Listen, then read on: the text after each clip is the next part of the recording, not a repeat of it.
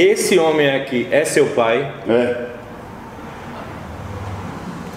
E por que foi que ele cortou a cabeça do cangaceiro Atividade? Chama o Zé, chama o João, chama também o Sebastião. O meu trabalho é violar e nesta foice eu nem sei pegar.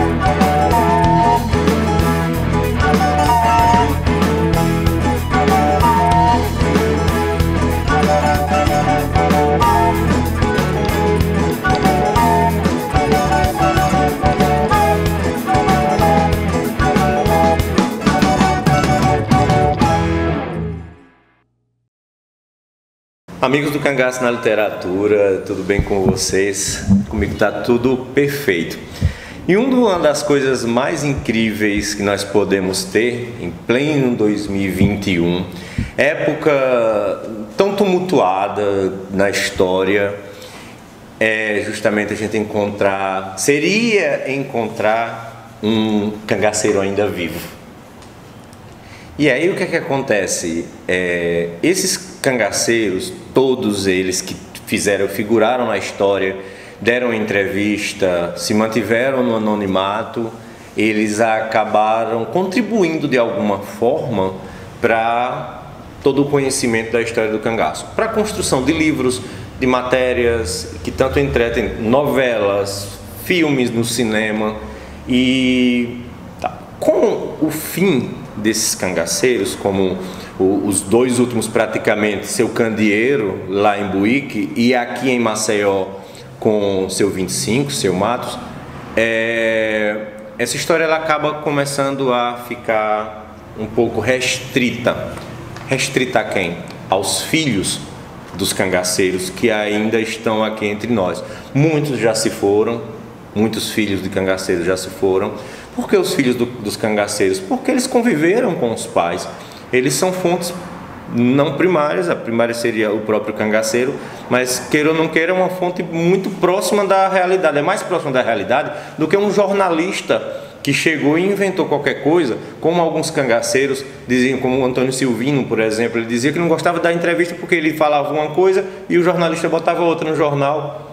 O Volta Seca falava uma coisa ao jornalista, o jornalista botava outra coisa, porque às vezes a realidade não é tão boa para vender um jornal. Que o cangaceiro chegar e dizer, por exemplo, Dona Dulce disse, não, eu fui do cangaço e hoje eu sou evangélica, sou crente em Deus. Aí a pessoa coloca lá, Dona Dulce continua sendo bandida. Porque dizer que é de Cristo parece que não vende tanto quanto dizer que é um bandido. Então, assim, não que isso tenha acontecido, é um exemplo que eu acho que acaba alterando e fazendo as coisas. Então, hoje eu estou aqui em Maceió, para entrevistar uma pessoa incrível. Quem era teu pai? Barreira, ex-cangaceiro de Lampião. Sério?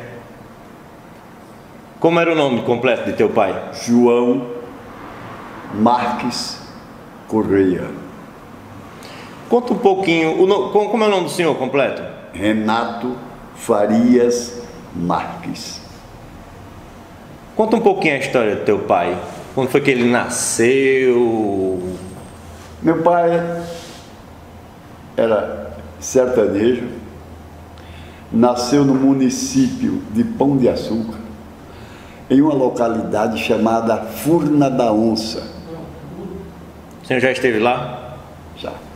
De maneiras que meu pai se criou ali, nessa localidade, e na fazenda que ele estava lá, que era deles lá, ele ia lavar os cavalos toda meio-dia. Ele ia lavar os cavalos. E ele, uma certa feita, ele foi lavar os cavalos e estava Lampião. Naquela localidade, muito bem. Assim ele me contava. Pode contar. E ao chegar lá com 3 cavalos, para banhar os cavalos, lavar os cavalos, ele começou o trabalho dele. E quando ele ia já terminando de lavar os cavalos, segundo a história dele, que ele contou para mim, o chefe, porque eles tinham grupos, tinha grupos. Um líder, quando o papai quase terminando de lavar os cavalos, ele disse, deu um psiu para ele, o papai olhou e disse, você vai conosco. Aí o papai disse, não faça isso comigo não. O papai tinha aproximadamente 19 anos de idade. Faça isso comigo. Ele nasceu em que ano, seu pai? Você lembra? 1900. Eita, agora fugiu. Daqui a pouco lembra. Qualquer coisa a gente vê lá no cemitério. Nosso arquivo morto. Na dúvida. Exatamente. Então, ele tem 19 anos. 19 anos. Dando continuidade à história. E o papai se humilhou e dizendo que ele não fizesse aquilo com ele, não. Ele disse, o chefe lá, o cabeça, podemos dizer assim, se você não for, nós vamos ter que lhe matar. Não tinha outra solução a não ser essa. Papai sabia que realmente eles iam fazer isso com ele mesmo. Ele tinha 19 anos na época que ele foi levado para o cangaço. E assim ele passou 1 ano e 6 meses. No caso, quem chegou lá não foi a volante, não. Foi um bando de cangaceiro. Sim, um bando. Porque a volante é o pessoal que segue, né? Que segue. Cangaço. Então foi o cangaço do Lampião que chegou lá. Já estava lá. Entendi. Na beira do açude. Entendi agora. Entendi. Na beira do açude. E foi dado a ordem ao meu pai para ele seguir aquele grupo, né? Aquele grupo. Meu pai não tinha outra alternativa a não ser acompanhar aquele grupo lá deles. Papai foi, acompanhou, e foi uma história complicadíssima para ele. Ele não sabia atirar, aprendeu a atirar, e uma coisa que me chamava muita atenção é que eu observava o corpo dele e não achava nenhum balaço. Ele nunca tinha sido baleado? Nunca tinha sido baleado, nem de raspão. Entendi. Eu achava aquilo incrível. Como é que estava dentro do meio daquele, né? 1 ano e 6 meses. Este homem não tem nada. Meu Deus, tinha alguma coisa de Deus aí. E eu ficava observando, eu como um cristão que sou, pastor de um ministério, e ficava observando aquilo, mas tudo bem. Aí papai, acompanhando a sua trajetória, foi ali com eles, se entregou a eles, eles ensinaram meu pai a atirar, meu pai aprendeu, e muito bem, e ao passar dos tempos, eles estavam reunidos em um determinado lugar, e o que é que acontece? Houve ali uma conversa através do chefe da tribo, né, daquele grupo, eles conversando lá, e o chefe da tribo olhou para meu pai e disse, se eu chegar na sua cidade, eu mato todos eles que estiver lá. Quem foi que falou isso? O chefe da tribo. Do grupo deles? Do grupo deles. Entendi. Entendeu? Papai disse, por que você vai fazer isso com a minha família? Não, porque eu quero fazer. Os cangaceiros estavam tão assim de matar as pessoas que não tinha medo mais. Matava todos que via, era aquela coisa séria. Então, e papai indagou com aquele chefe lá do grupo. Ele dizia qual era o nome? Dele não. Não, né? Só falava que era o chefe daquele subgrupo. Subgrupo. E o papai olhou para ele e disse: olha, se você chegar na minha cidade com um determinado grupo e eu não estiver, e você matar os meus familiares, eu vou na sua cidade e mato tudinho também. Faço a mesma coisa que você fez com a minha família. E aquilo, e aquilo. Meu pai ficou estranho com esse chefe, com esse que chama-se o cabeça daquele grupo. O líder. O líder. Aí, tudo bem. Papai disse a ele: se você for na minha cidade, lá em Pão de Açúcar, matar a minha família, vou também na sua cidade, mato tudinho que pertence a você. Me vingo. Me vingo. Uma vingança, né? Aleluia! Aí, resultado. Esse camarada, logo veio a polícia, que eles chamavam de macacos. Veio a polícia para eles brigarem, né? Aquela guerra lá deles. Aí esse camarada olhou para meu pai e disse: queria que meu pai se posicionasse na frente. Na frente. Aí, diga-se de passagem, aí meu pai já avisava que ele queria matá-lo. Que ele queria matá-lo. E papai disse: está certo. Papai disse: não vou não, na frente não vou não. Mande outro. Eu não vou não, na frente da batalha não. E ele ficou com mais raiva dele. E aí papai disse que aí ele só fazia coisa ruim com meu pai, aquela coisa toda. Aí meu pai botou na cabeça dele, pensou em matar aquele rapaz. Matar aquele rapaz. Estava novo ainda. Matar aquele rapaz. De maneira que aconteceu. Papai já com aquilo, pensando nisso, que ia morrer na frente do grupo. Aí o papai disse: não tem outra alternativa a não ser matar esse camarada,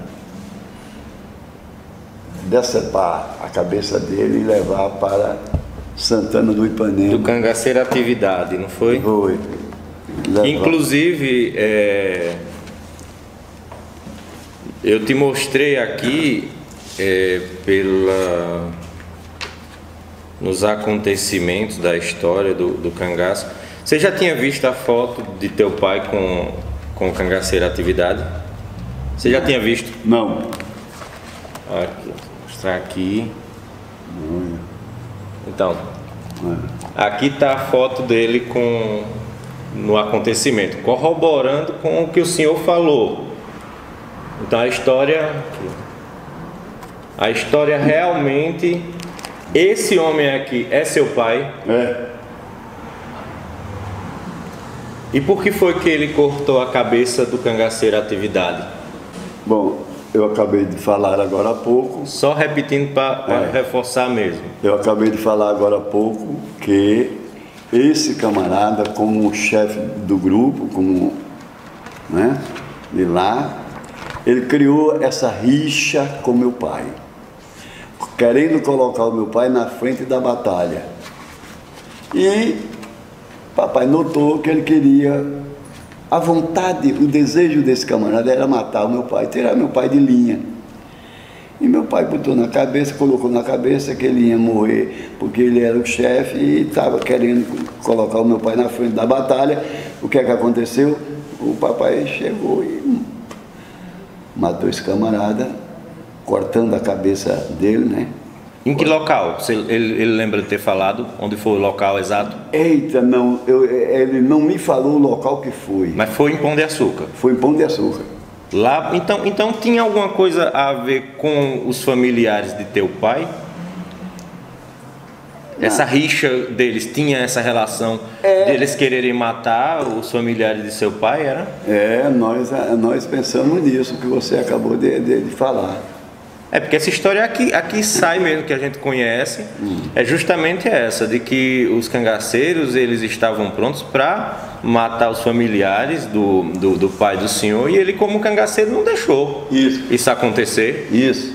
Ele pegou, inclusive estavam outros dois, eram dois irmãos, Atividade e o Velocidade. Sim. E o Velocidade fugiu, conseguiu fugir, entendeu? Ele conseguiu fugir, mas seu pai ficou, matou o Atividade, cortou a cabeça e, como salvo-conduto, acabou se entregando lá em Pão de Açúcar e fazendo. Em Santana do Ipanema. Em Santana do Ipanema, desculpa. Aqui outra fotografia, ó. Colocar outra fotografia. Quem é seu pai aqui? Apontou direto. Apontou na hora. Aqui, gente. Aleluia. Perfeito. Perfeito. Aqui, ó. Aqui foi das entregas deles. Aqui, ó. O 25, o Cobra Verde. O Barreira aqui. Peitica. O Peitica estava com o braço machucado. Peitica morreu agora recentemente, lá para São Paulo, foi Peitica. Eu consegui entrevistar a sobrinha dele, ela contou, e ele ficou a vida inteira com esse braço desse jeito. Então assim, nem todo cangaceiro teve a sorte de não ter sido baleado como teu pai. É o chamado, o povo falava até o corpo fechado, né? Sim. O corpo fechado, né? Sim. Então, e teu pai? Depois da história do cangaço, depois que ele se entregou, ele foi para onde? Bom, ele foi trazido de Santana do Ipanema para Maceió. No caso, ele se entregou em Santana. Se entregou em Santana. Aconteceu o caso lá em Pão de Açúcar, mas se entregou em Santana. Em Santana.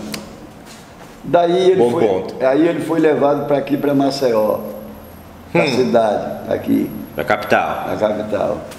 E foi preso e ficou na penitenciária, que era de frente o quartel da Polícia Militar.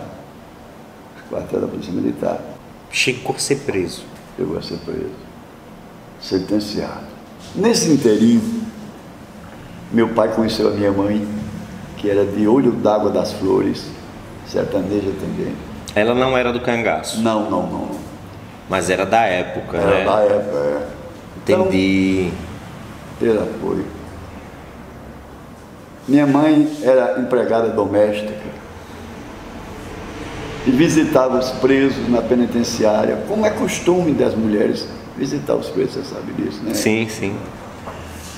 E ela se engraçou do meu pai se engraçou dela. Aí fizeram um romance, casaram-se. Como era o nome de sua mãe? Diamantina Farias Marques. Diamantina? Farias. Que nome lindo, é lindo esse nome. Saudade, né? Muito. Da velhinha.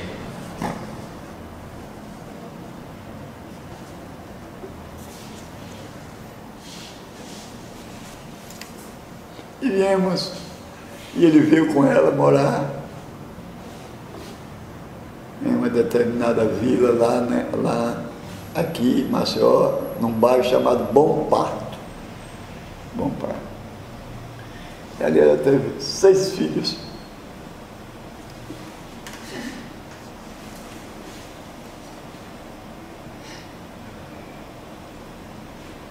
Dois morreram e ficaram 4. Quer um pouco d'água? Você já Uma aguinha é bom, não tem pressa não. Se o senhor quiser parar, na hora que o senhor quiser parar, a gente para também, viu? Não tem problema não. É muito emocionante mesmo.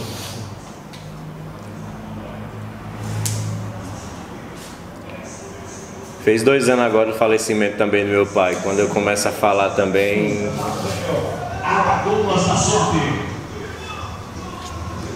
Tinha quantos anos seu pai? Meu pai morreu aos 72. Aleluia. Aleluia. Glória a Deus. Pessoa muito boa, levava o nome de um apóstolo, Pedro. E dando continuidade à história de meu pai, e ele, um homem sincero, foi funcionário da Secretaria da Fazenda. Aposentou-se com 35 anos. Ele morou a vida toda aqui em Maceió? Aqui. Que alguns falavam que ele tinha morado em Salvador, então não foi. Não, essa história não tem veracidade. Já derruba já qualquer...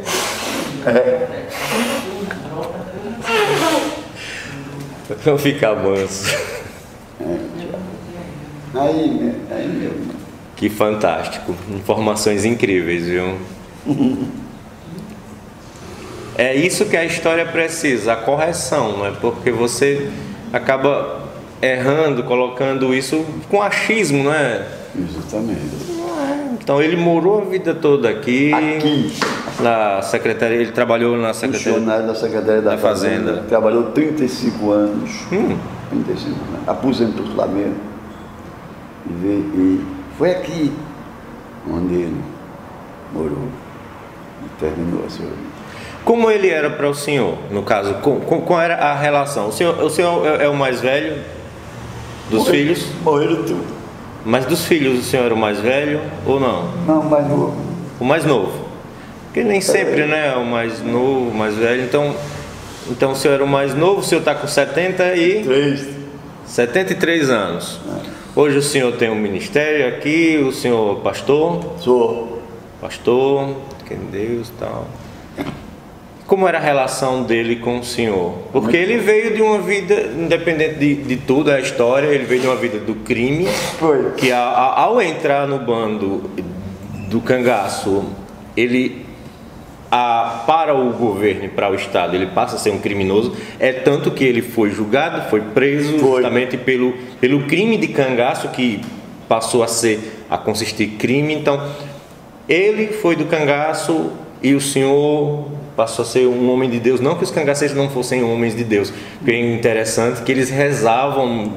Então, duas coisas. A primeira, como ele era com o senhor, como ele realmente, como era essa pessoa, a personalidade dele. E outra, se ele falava mais alguma coisa de como era o convívio dele dentro do cangaço. Então eu queria ver esse paralelo, se mudou, se ainda continuou. Que em alguns casos de alguns cangaceiros, eles continuaram agindo como se o cangaço não tivesse acabado, até maltratando os próprios filhos, foi uma coisa incrível, nós já ouvimos.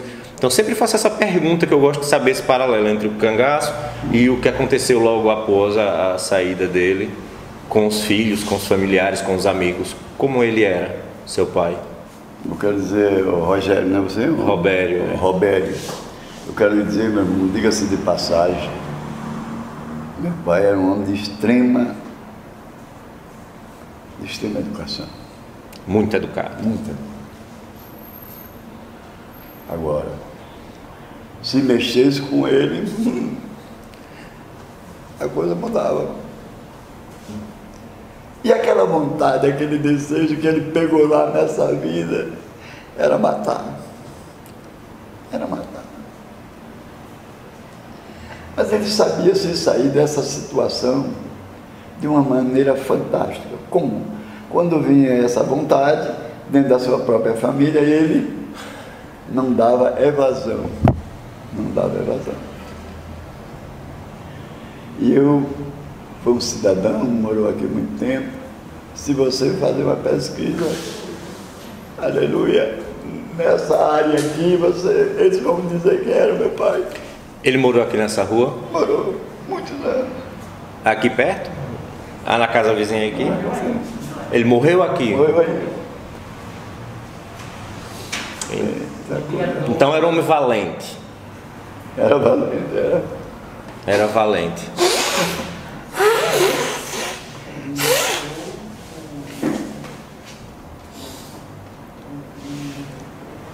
E dentro do... Então ele era um homem muito educado, bom com os filhos. Bom com os filhos.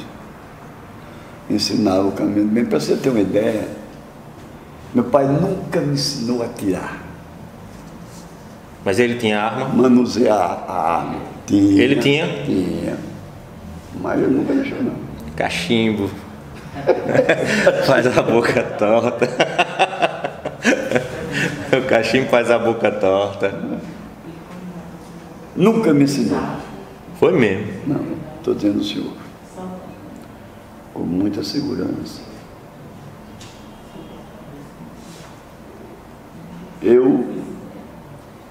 Eu vejo meu pai um homem assim, como naquela época. Hoje a coisa mudou muito, muito. Os tempos mudam muito.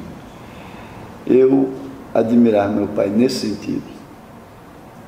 Que ele, apesar de ser um homem de guerra, não ensinava os seus filhos a ser ruim, mal. Entendi. Matar as pessoas. Não ensinava? Não, isso não. E nem incentivava, né? Nem incentivava. Porque geralmente quando a pessoa passa um tempo nessa vida que meu pai passou, aí ele vem com aquela mágoa no coração, aquela coisa ruim, e quer executar, e quer fazer isso de uma maneira... Perfeito. Perfeito, pois é. Mas ele não era assim. Essas pessoas que moram aqui, que ele foi um dos fundadores desse bairro aqui, do Jatiuca. Aqui no Jatiuca, né? Foi um dos fundadores. As pessoas do Jatiuca sabiam que ele era ex-cangaceiro? Sabia. Então ele não escondia, não, no caso, isso? Não. Isso é interessante, porque alguns esconderam, entendeu? Esconderam. Alguns se mantiveram até com outros nomes, eles mudaram os nomes para que a sociedade, e até morreram com medo ainda. Muitos tinham medo de serem punidos ainda, vinganças pessoais, que em muitos casos acabaram sendo mortos depois do cangaço, já depois de anistiado, depois de pagar tudo, foram realmente mortos. O cangaceiro Juriti, que inclusive o senhor tá com chapéu aí na cabeça do Juriti. Tá até sujo de sangue em alguns pontos aqui. Tem sangue aqui, ó, tem sangue aqui em cima.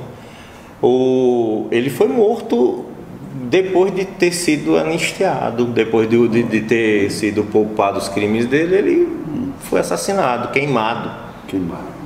Foi queimado. Então, assim, abrir a boca e assumir a posição de cangaceiro, de ex-cangaceiro, era uma coisa complicada. Eles só começaram a sair mesmo assim depois da década de 60, ela para 67, 68. Mas seu pai realmente ele não teve esse receio. Não. E agora só tem uma coisa que aconteceu com ele, fantástica, que eu posso chamar assim. Quando ele saiu da penitenciária, ele foi direto trabalhar no Estado, na repartição pública da Secretaria da Fazenda. Então, é gratificante. Às vezes a gente, para passa por um processo, às vezes que a gente não quer passar. Claro.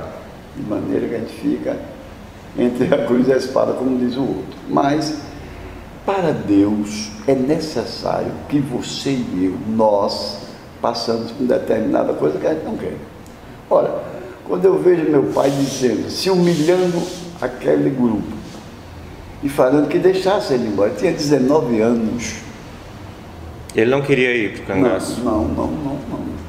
Ele queria continuar na fazenda, lavando seus cavalos, aquela coisa toda, que aquele trabalho, ele ficava muito bem. Mas aí veio um destino desse. E ele não viu mais a sua família, nem nada. O senhor tem contato com os familiares lá de Pão de Açúcar?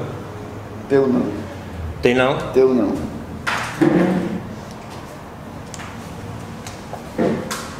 Nós temos, não sei se ela é viva. Entendi. Uma tia chamada Cecília. E ela, acho que ela não é mais viva não, já faleceu há muito tempo, era rapazinho, ela já era de idade. Deve ter falecido, está com Deus. Deve ter falecido, né? Pois é, e é assim, foi a vida de meu pai. Qual foi o ano que ele morreu? Assim, a data. Qual foi a data que ele faleceu? Ele faleceu no dia de finado, que a gente chama aqui, quando eu vi ele falando, ali Carolina me mostrou um vídeo Foi. ele falando, e eu nem conhecia mais a voz dele. Então eu cheguei, quando eu entrei, os outros tudo enfeitados e eu sou nada, tô sem enfeite nenhum. Eu digo, seu Luiz, com Luiz Pedro, senhor é professor do Lampião. Eu digo, seu Luiz, olha, eu quero me enfeitar, mas quem me enfeita é o senhor. O senhor me dá, me enfeita, eu estou bem, porque eu não tenho. Eu não tenho nada, os outros tudo aí enfeitados e eu sem nada. E ele sorriu. Ele sorriu para mim quando acabou, disse, olha, tá certo, Barreto? Abre um negócio lá bem assim. Então me enfeitou sozinho, me enfeitou. Não tem um cartucho de olhar aqui no lenço, não tem olho nas mãos. Me enfeitou. Anel, aliança. Tudo. Ficou aqui no lenço aquele cartucho. E nas mãos tudo. Foi ele que me enfeitou. Dentro do mato fechado, ele com a máquina de costura, costurando, fazendo bornar couro, cartucheira, né?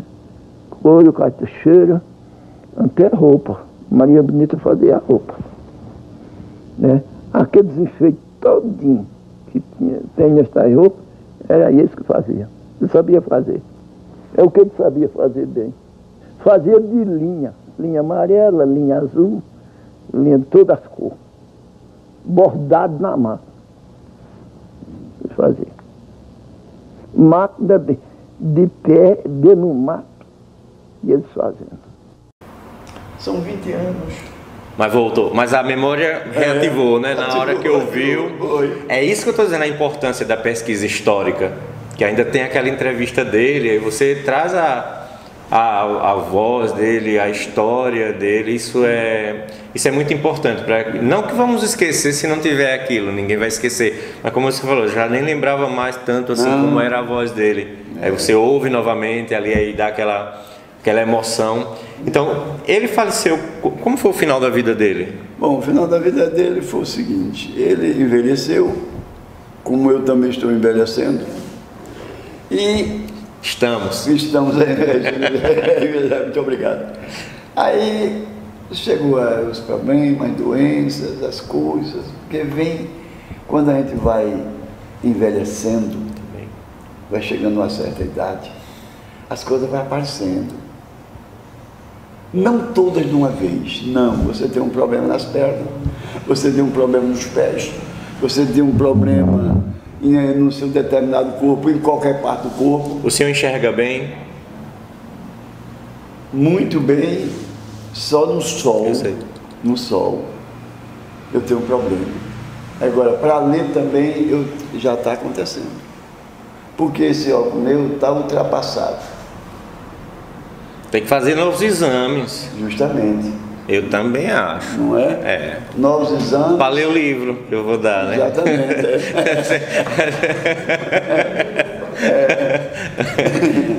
Oxente. Então. Aí seu pai, ele adoeceu.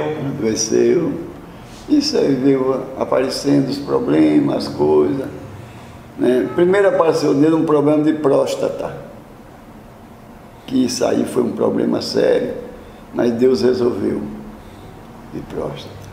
Depois que ele fez a cirurgia, de próstata ficou bom, mas veio outros problemas, como eu estou colocando, outros problemas, e ali de visão, ele ficou cego. Aí ele morreu cego? Morreu cego. Ô louco. Morreu cego, foi tristeza. E foi assim, meu irmão. O senhor sabe exatamente o local que ele está enterrado? O senhor visita ele sempre lá? Não vou. É no cemitério São José? São José. Agora, o local, meu irmão, agora você me pegou. Não tem. Não tem, o senhor não... Não marquei o local, não, que enterraram ele. Mas tem uma lápide, tem foto? Não tem nada. Não tem não? Não tem nada. O de São José é o de lá, né? Não é o da capa preta, não. Não, não, é o outro. Porque o de cá, quem está enterrado, é justamente quem fez recepcionou ele, que é o Zé Lucena. O Zé Lucena está enterrado no de cá, no da mulher da capa preta. E no de lá tem outra história de cangaço que é impressionante. As 9 cabeças lá do Angico estão enterradas lá no outro cemitério, no que teu pai está enterrado. Porque 2 foram para Salvador e ficaram em exposição lá em Salvador 20 anos, tantos anos lá. De 38 a 69 ficaram lá expostos para o povo ver. A de Lampião e Maria Bonita. De Curisco, mais 4 cangaceiros e o braço de Curisco. Mas as 9 que não tiveram um cuidado maior, ficaram 15 dias no Instituto Médico Legal aqui, foram levados para lá e colocaram uma lápide, os 9 de Angico. 9 de Angico. E aí depois fizeram, parece que fizeram a rua, porque lá dentro do cemitério tem umas ruas assim, que entra até carro, né? E aí essa sepultura ficava numa dessas ruas, perto do muro da frente. E aí, ao invés de manterem aquilo ali, guardar, fazer uma... Não, parece que passaram o calçamento por cima. E eu tenho uma tese que essa lápide ainda está lá embaixo do coisa. Se não tiraram e botaram em outro lugar. Então, mas se eu não sabe mais ou menos onde estava mais ou menos assim, se era perto da entrada, se era longe. No fim. Olha, era lá no fim. Perto da igrejinha? Depois da igreja. Depois da igreja. Depois da direita tem a igrejinha. Tem, que é a capela. E tem o lado. Então não é difícil achar, não. Não é difícil achar, não. Com 20 anos. Sente muita saudade dele? Eu?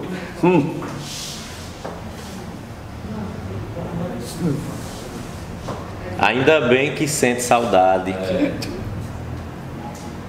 Eu não o conheci e queria ter muito conhecido ele. Uma fase que ele conversar, assim como o senhor também tem o senhor tem uma dicção, pode vir. Traga aqui, eu pergunto a ele, não tem problema não. Aqui tá parecendo programa de auditório, né? Que a gente recebe as perguntinhas. Aqui, pode fazer perguntas, viu, gente?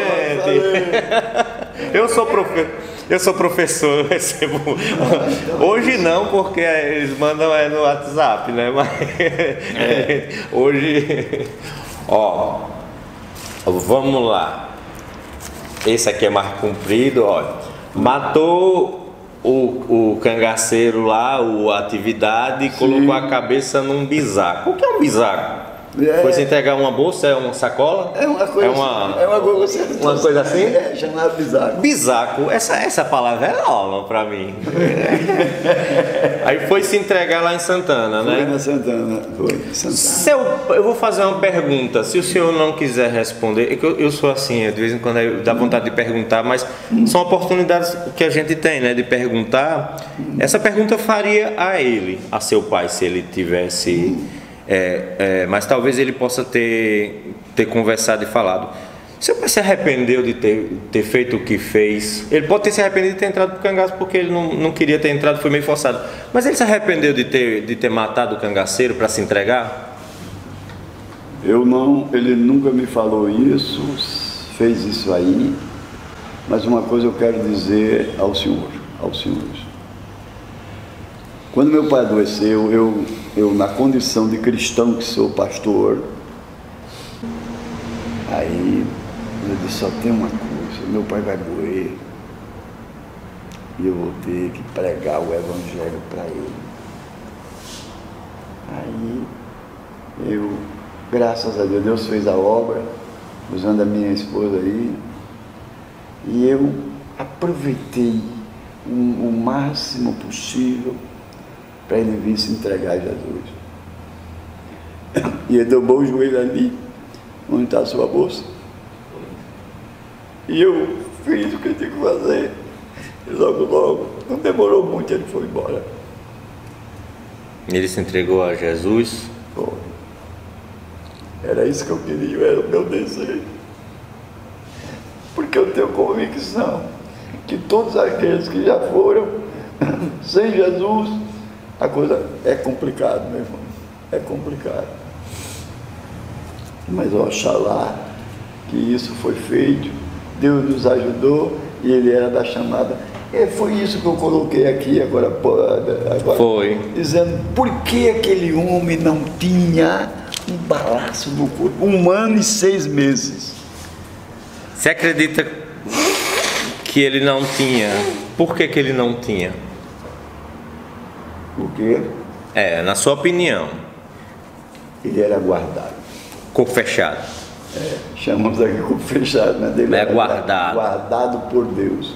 Protegido. Protegido. Porque a Bíblia diz, quando uma alma aceita Jesus Cristo, os anjos aceitam Jesus Cristo e obedecem. Presta atenção. E obedecem. Os anjos acampam-se ao redor para livrar e guardar. Meu pai era algum livramento, muito livramento Deus deu a ele e guardou. Porque não tem história que você vá para uma guerra e saia bom, sem ter nenhum arranhão, nem nada. Entendi. Entendeu, meu irmão? Aí eu ficava, meu Deus, por que isso? Aí Jesus disse que guardava ele, porque ele não foi ali, não ingressou naquele bando porque ele quis. Não. Ele foi como que fosse um destino. Um destino. Para um destino. Teve esse ano 1 ano e 6 meses, mas graças a Deus guardou ele, e no final guardou ele mesmo, porque Deus guarda a gente, né? A informação impressionante essa do tempo que ele passou no cangaço, né? 1 ano e 6 meses. Pelo tempo que ele... eu tenho um presente para o senhor. Sim. Eu escrevo uns livros simples que contam a nossa história. Eu prefiro que seja um livro pequeno, mas que contenha toda a verdade, do que ser um livro extremamente grande e cheio de invenção. Porque na hora eu sou de perguntar as coisas. Eu não sou de criar. Por exemplo, eu tenho a oportunidade de perguntar ao senhor aqui quando ele faleceu. Ao invés de fazer isso, aí eu vou escrever, vamos supor, um artigo e coloco lá. Ele morreu em 92 em Salvador. Então, assim, por que eu não devo confiar na história do próprio filho, que é sangue do sangue, para confiar em alguém que nem conheceu ele, mas que acha que é aquilo? Então, eu tenho esse livro aqui, vou mostrar aqui, tem esse livro.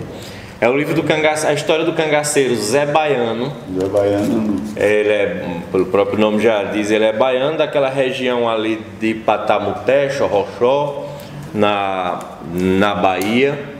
E tá aí um livro, tem muitas fotografias impressionantes da história. É a nossa história como realmente ela aconteceu. Sim. E que é importante, que é para as gerações daqui a 100 anos, alguém chegar numa biblioteca, num baú velho, uma coisa, e vai encontrar esse livro lá e vai estar guardado como uma cápsula do tempo para que as gerações futuras saibam e que tenham, né, isto. Mas nossa plateia pediu aqui, e eu fiquei mais curioso, o senhor me contar aí a história do burro. Eu não sei que história é essa aqui, a história do burro, Conta a história do burro. Que história é essa do burro?